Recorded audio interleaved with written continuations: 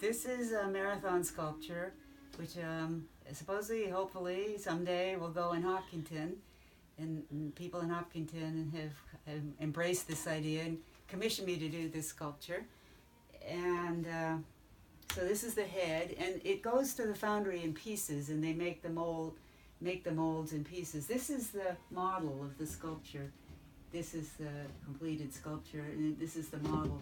And what we did was we enlarged this using a CAD CAM, professional service enlarged this and made a foam core, and then shipped me the foam core, and I put clay over it, and I've done everything modeled anatomically correct. And I've studied anatomy. I went to art school and I studied anatomy in detail, and I made drawings of some of the anatomy and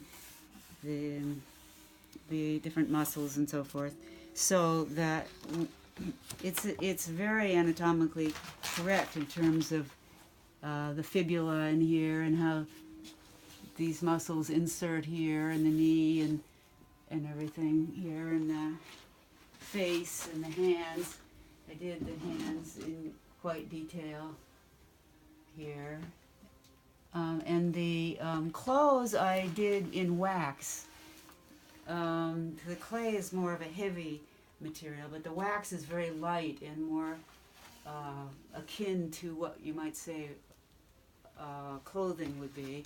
So it's a little bit of a different color, but I personally wish they put a nude sculpture, but they don't want, they think that might be pushing it a little bit, so we have clothes on. And anyway, this has been done for months. We're just waiting for the foundation to raise the money to get it cast in bronze, and we'll take it to the foundry and cast it in bronze, and it'll be up in some public place in Hopkinton.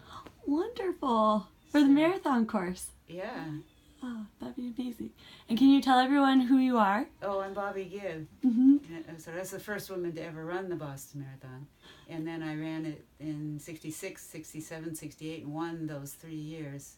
That's awesome. That was before they allowed women to run. I had written for my application, they told me women are not physiologically able to run marathons.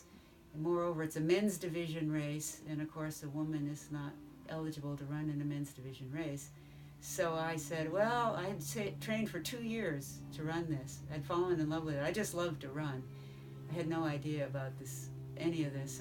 This was a shock to me, but I wasn't in some ways surprised, because in those days women weren't allowed to do much of anything. So, I couldn't go to medical school, couldn't be a lawyer. It was just very hard for women. And I was chafing at that already, so I thought, now I have a chance. If I can prove this misconception about women wrong, it's going to throw into question all the other misconceptions about women that have been used to keep women down for so many centuries. And so I did. I ran it, and I finished ahead of 2/3 of the men. That's and amazing. The men were really friendly. They were very supportive and nice, and contrary to popular belief. And so, anyway, that was it. And I came back the next year, ran again, finished first. There were 2 of us then. I finished first, and then in the next year there were 5 women running. And then in 1972, finally, the AAU changed their rules, and we had a real women's division sanctioned race in Boston. So those pre-sanctioned years are now called the pioneer era of women's running, but it really did change the way people thought about women. It was really kind of fun.